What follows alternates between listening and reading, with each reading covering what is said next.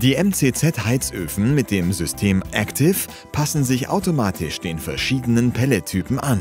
Dank eines internen Fühlers wird die Luft automatisch auf Grundlage der Pelletmenge im Brennertopf geregelt. Somit ist die Verbrennung weitaus wirksamer, mit weniger Verbrauch, Umweltbelastung und Rückständen.